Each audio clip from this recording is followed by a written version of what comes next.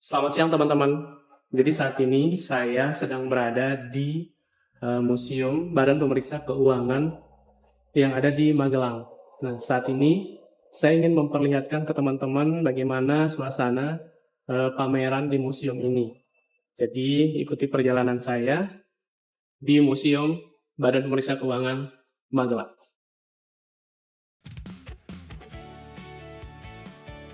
Jadi ini adalah timeline dari BPK.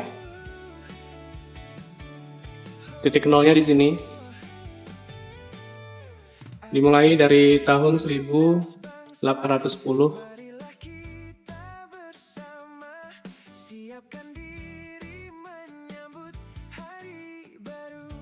Luar biasa sih gedungnya. Ini foto Kota Magelang tempo dulu.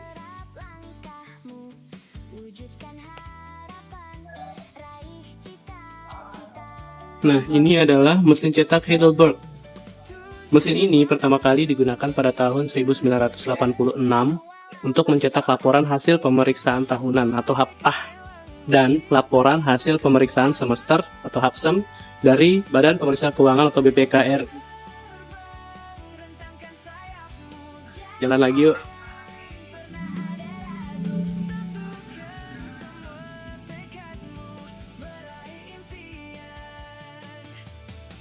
Sekarang kita masuk ke ruangan ini.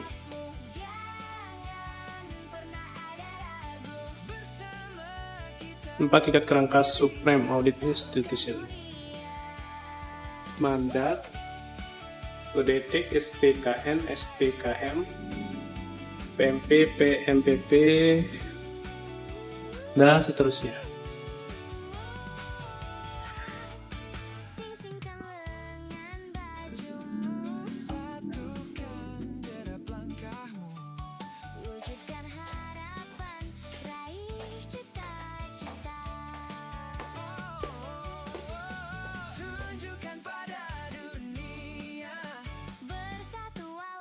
Oh, jadi ada pakaian dinasnya juga ya?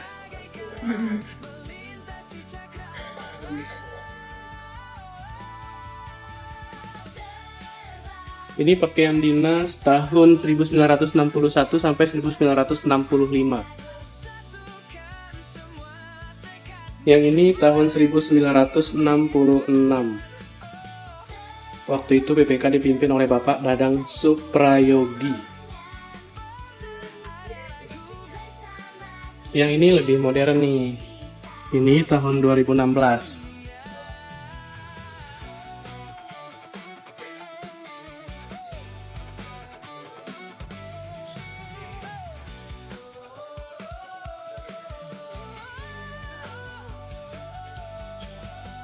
Nilai dasar BPK: integritas, independensi, dan profesionalisme. Kedudukan BPK RI dalam tatanan kenegaraan. Yang pertama itu Undang-Undang Dasar 1945. Jadi ada pasal 23 yang menyatakan untuk memeriksa pengelolaan dan tanggung jawab keuangan negara diadakan satu badan pemeriksa keuangan yang bebas dan mandiri. Hasil pemeriksaan keuangan negara diserahkan kepada Dewan Perwakilan Rakyat, Dewan Perwakilan Daerah, dan Dewan Perwakilan Rakyat Daerah. Sesuai kewenangannya, hasil pemeriksaan tersebut ditindaklanjuti oleh lembaga perwakilan atau badan sesuai dengan undang-undang. Nah, di undang-undang itu ada pasal 22 tentang MPR RI, Presiden Republik Indonesia pasal 4, dan seterusnya.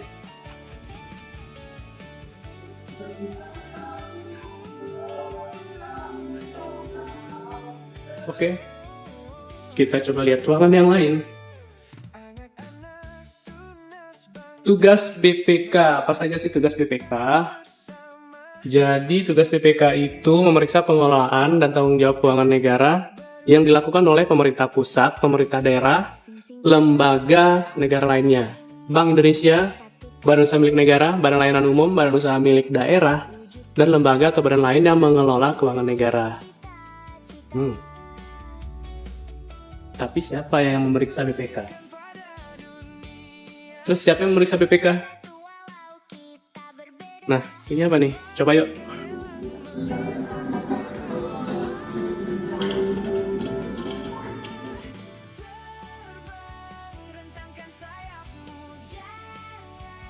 Kita coba main ya.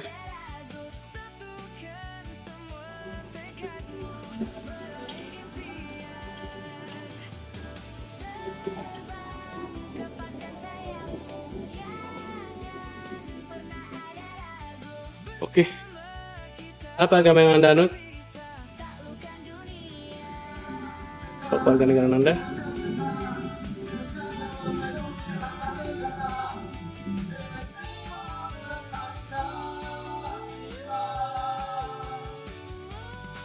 Tidak. Apakah Anda sehat jasmani dan rohani? Alhamdulillah. Apakah Anda masih terikat kontrak kerja dengan lingkungan perusahaan pengelolaan keuangan negara? Enggak.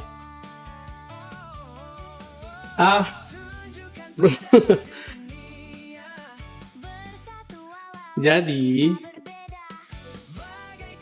syarat menjadi anggota BPK itu, oh gitu, jadi aku nggak lulusnya itu di nomor 4. Jadi usia kita tuh paling rendah berusia 35 tahun.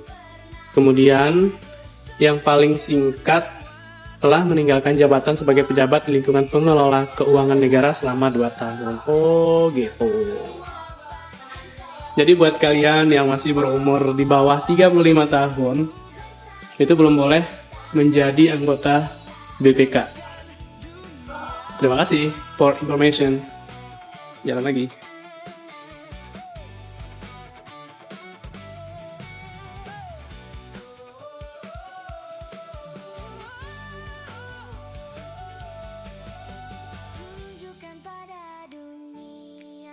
Jadi di depan sana sedang ada festival kuliner Magelang.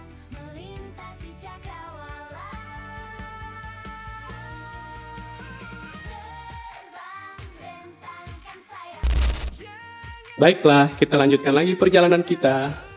Nah, di sini adalah BPK di awal kemerdekaan Republik Indonesia tahun 1947 sampai tahun 1957.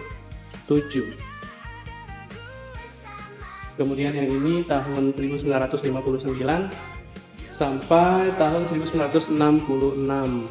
Jadi pada masa itu demokrasi terpimpin merupakan masa pemerintahan Presiden Soekarno yang berjalan sejak dikeluarkannya dekret Presiden pada 5 Juli 1959 hingga berakhir pada Mei 1967. Nah, saat itu lembaga-lembaga negara berada di bawah kontrol Presiden termasuk BPK ini. Ya, demokrasi terpimpin. During President Soekarno administration began, since the issuance of Presidential Decree on 5 July 1959 until March 1967. At the time, all state institutions were under the control of President, including BPK. Nah, ini adalah 2 buah buku, merupakan buku bacaan pribadi dari A.K. Pringgodikdo. Jadi beliau adalah seorang sarjana hukum. Kemudian di sini ada juga surat undangan. Di undangan ini tertulis 26 Maret 1960. Waduh, gila, udah lama banget. Dan yang ini adalah koleksi buku IGK Puja. Buku-buku ini adalah sebagian dari koleksi buku pribadi milik IGK Puja yang sudah dibahkan kepada Museum BPK. Tuh, baca buku makanya.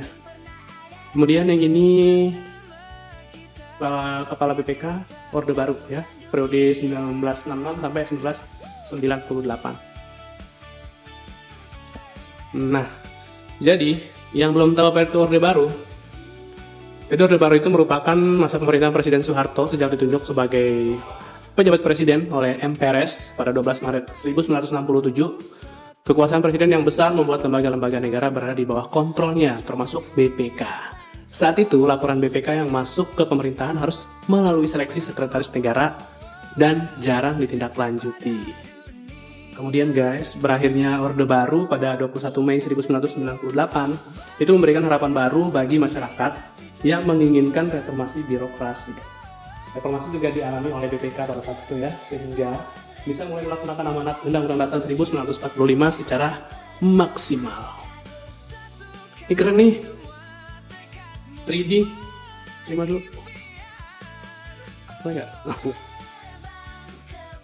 Ilustrasi 3 dimensi penyerahan hasil pemeriksaan semesteran BPKRI tahun 2015. Ini apa? Pisau. Ya, dari bentuknya juga ada kelihatan pisau. Tapi ini pisau apa?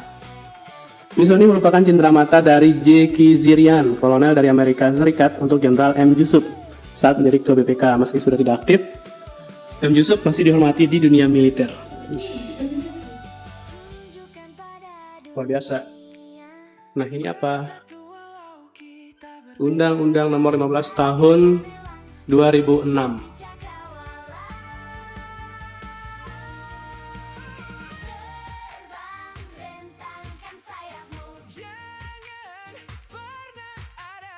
Dan ini adalah pimpinan BPK periode 2014 sampai 2017. Ada Hasanul Kossasi, anggota; Agung Firman Sampurna, anggota; Agus Joko Pramono, anggota; Sabto Amal Damandari, wakil ketuanya; kemudian ketuanya pada saat itu Hari Azhar Aziz, Rizal Jalil sebagai anggota; Mur Mahadi Suryan Jaya Negara, anggota; kemudian ada Edi Mulyadi Suparti, Bahrullah Akbar, semuanya adalah anggota. Ini dia.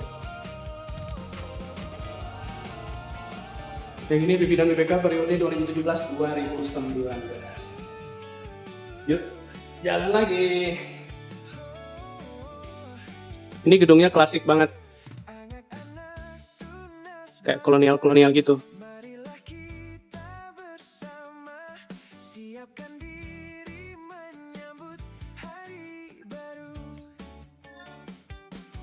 Nah, jadi ini kumpulan berita-berita koran tentang kerjanya dari BPK. Dan ini juga dokumen-dokumen berita pada masa itu.